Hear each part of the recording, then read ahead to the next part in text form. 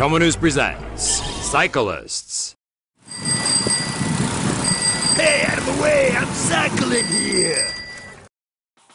Cyclist robbed at gunpoint, his GoPro captures everything. In case you've ever wondered what it feels like to be robbed at gunpoint, alarming first-person footage captured by a South African mountain biker this past weekend offers a glimpse into the harrowing ordeal. Malcolm Fox was cycling on a trail near Sir Lowry's Pass with a GoPro camera mounted on his helmet when an armed man ran towards him, brandishing a gun, ordering him off of his bike. In the footage, it seems blatantly obvious Fox was wearing a camera on his helmet.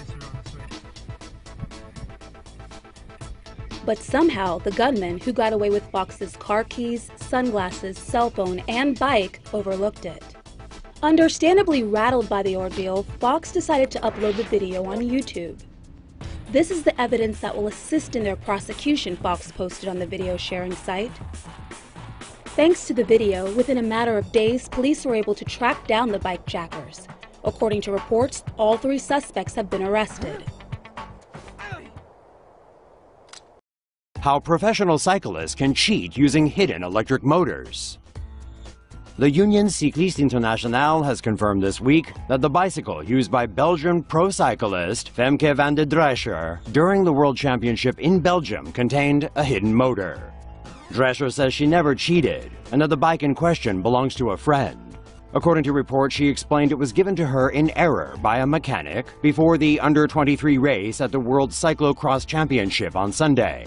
Driessche reportedly pulled out of the race due to a mechanical problem, and the motor was found during an inspection. Professional cycling regulators are increasingly concerned by the use of hidden motors, but how does the technology work? When cycling, some cyclists employ the use of a hidden motor to help them move faster. A motor such as the Vivax Assist can be installed in the seat tube in a bicycle frame. Motors like these are powered by a battery, placed either inside the bicycle frame, in a saddlebag under the seat, or in a faux water bottle. These motors can be operated in a number of ways. A sensor installed close to the pedals and connected to the motor detects the cyclist's pace. At higher speeds, the motor runs faster, helping the rider move quicker. Another way to use the motor is by pressing a switch or lever on the handlebars. However, these are visible and easily detectable. Cycling competition regulators can detect motors by using a computer, which read radio frequencies emitted by the devices, or with the use of X-ray machines similar to the ones used in airports. The practice, also known as mechanical doping, can lead to heavy fines as well as long bans for offenders. Police take down cyclists for running red light and refusing to sit down and resisting arrest. John Hill's arrest was recorded on police cameras when he was arrested on September 28th last year. Can you give me that on a piece of paper? Because I'm going to sue the shit out of this cracker. I'm tired of this racism. Why was he unhappy? Durham, North Carolina police officer J.A. Daniels did this to him for running a red light. Officer Daniels spotted Mr. Hill, who was cycling to work that day. According to the officer, Hill ran the red light at the intersection of Alston Avenue and Lawson Street. He decided to stop Mr. Hill for the driving offense and later said he planned to let him off with a warning. Then this happened. Officer Daniels approaches Mr. Hill. He tells him that the dash cam captured him running the red light. He then tells Hill to sit down, and that's when Hill loses his cool. After about 30 seconds of arguing, which mostly consisted of Hill yelling at Daniels, the officer uses force to convince Mr. Hill to sit down. Other officers arrived on the scene to offer backup. They arrested Hill on charges of resisting arrest and running a stoplight with his bicycle.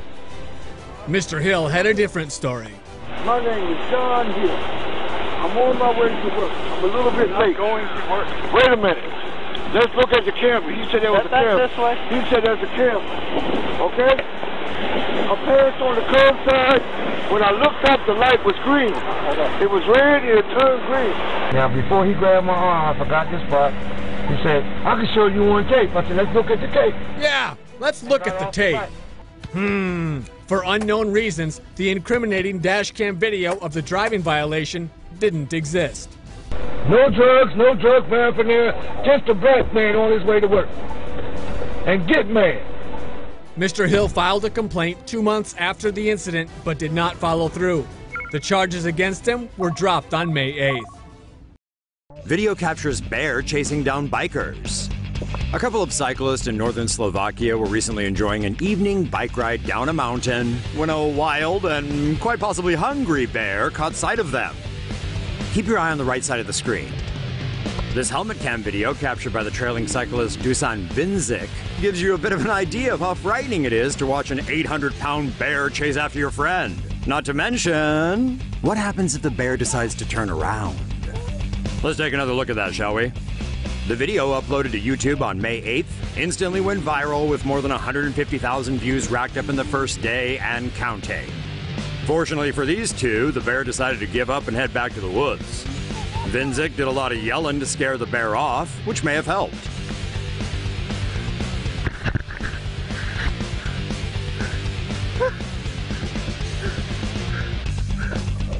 Pro tip for next time, guys. When a bear gives chase, just toss your picnic basket at him. That's probably all it's after anyway.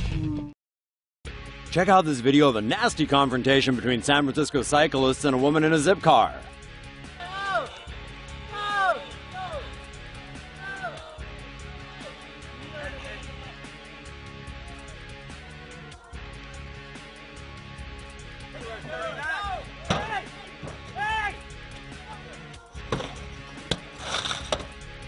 Critical Mass, a cycling event in San Francisco, began in 1992, and on the last Friday of every month, bicycle enthusiasts meet at 5:30 p.m. and ride in packs along city streets. Depending on your perspective, you might view these cyclists as brave eco-warriors, reclaiming the streets for pedestrians and non-motorized traffic. Or you might see them as irritating, self-righteous jerks, deliberately attempting to snarl traffic and harass drivers. The second view is getting a bit more validation after a scene last week filmed by YouTube user Bike42363. Now this guy is trying to claim copyright on his video, but we're a news channel and fair use is fair use. Also, Mr. Bike42363, thanks for filming this crime, but you're a dick for not doing or saying anything to stop it.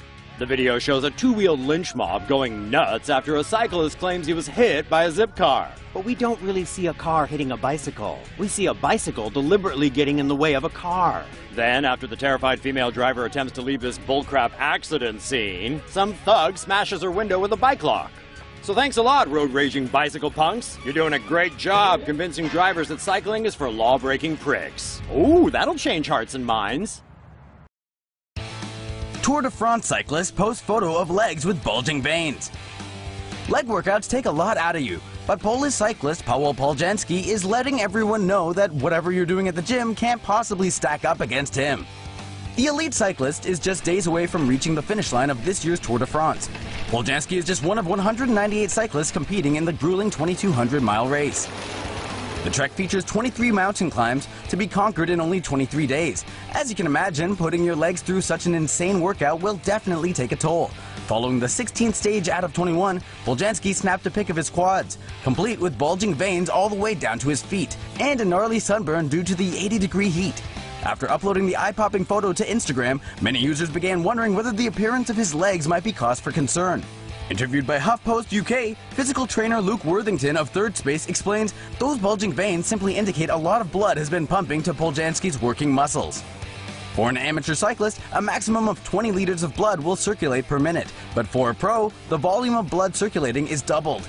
It also looks so intense because Poljanski happens to be lean and holds a crap ton of muscle mass in those bad boys. The Tour de France ends on Sunday, and we're betting Poljanski can't wait to take a nice ice bath. Man dragged 2 blocks by truck after being attacked by cyclist.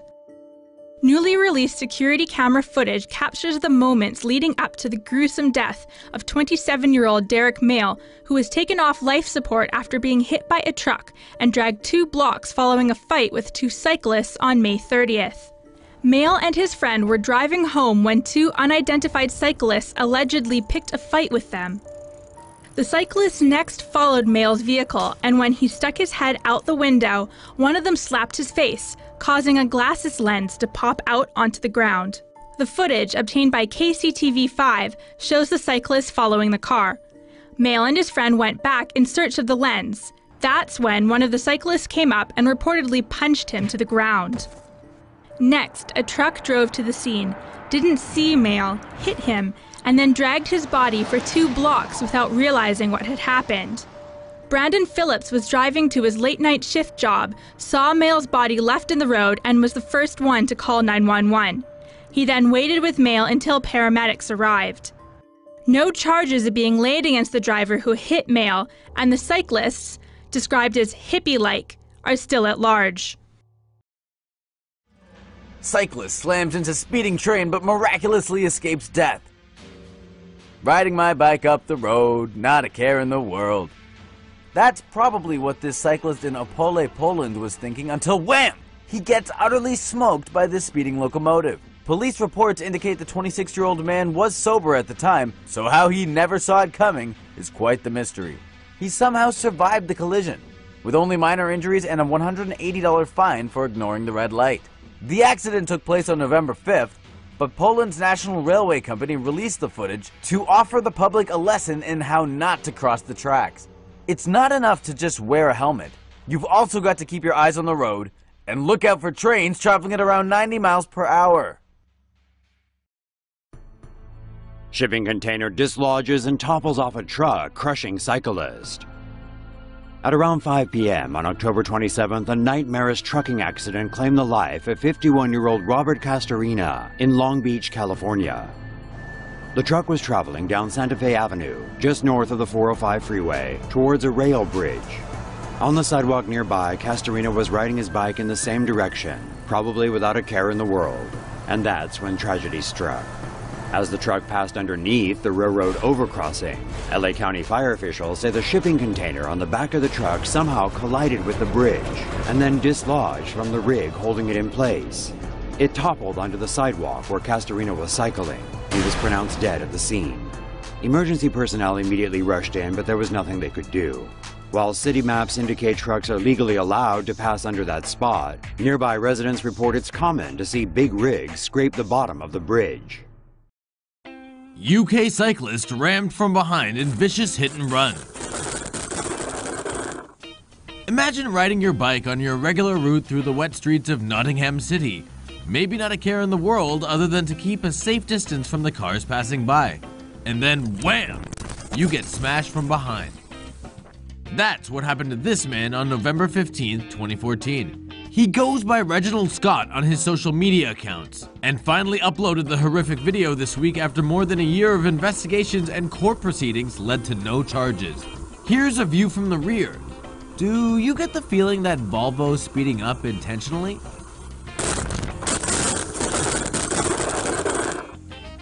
Scott explains in the video that when he hit the ground, he struggled to breathe. This is where he started to black out. He claims he was hit in the small of his back and suffered a back injury and internal hemorrhaging as a result. Even though it's easy to make out the license plate, apparently the car was a vehicle for hire. And even after narrowing down a list of suspects to 2 people, the cops and the Crown were unable to determine which one was driving the car at the time.